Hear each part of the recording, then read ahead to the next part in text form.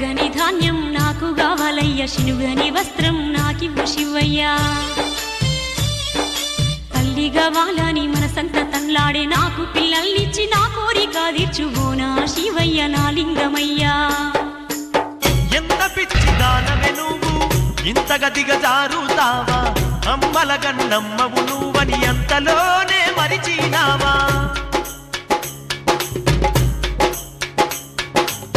జగమంతా మనదే కాదా, జనులు మన పిల్లలు గారా, ఎల్లమ్మ కుమారస్వామి గణపయ్యలు మనకు లేరా.